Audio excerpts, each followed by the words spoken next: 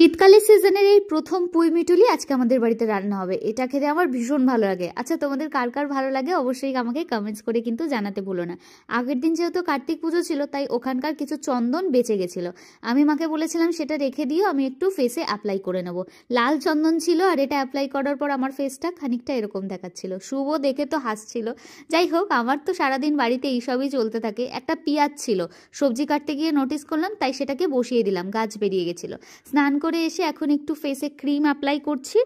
আর আজকে জানো তো, লাঞ্চ করার পর ভীষণ মিষ্টি খেতে ইচ্ছা করছিল। বাবার বার্থডের যে কেকটা, ওটা আমি খাইনি, ওটা একটু নিয়ে বসেছিলাম। আর সাথে এই যে দিল্লি ক্রাইমটা দেখছিলাম, এটা দারুণ করেছে। তারপর আমাদের সামনে যেহেতু অ্যানিভার্সারি, তার জন্য আমরা কিছু টুকটাক হিসাব নিয়ে বসে। এমন টাইমে শুভ দেখি কম্পিউটারে আমাদের বিয়ের সব ভিডিওগুলো প্লে করলো। তোমাদের সাথে খুব তাড়াতাড়ি এই ফুটেজগুলো আমি শেয়ার করবো। তোমরা কি দেখতে ইন্টারেস্টেড আমাকে কমেন্টস করে জানিও। এখন আর তোমাদের সাথে গল্প করা যাবে না, সামনেই আমাদের অ্যানিভার্সারি। প্রচুর কাজ, প্রচুর নিমন্ত্রণের লিস্ট বানাতে হবে, সাথে মেনু ঠিক করতে হবে। এখন আমি যাই, দেখা হবে অন্য কোনো ভিডিওতে। টিল দেন সবাই ভালো থেকো। কি চলো, বাই।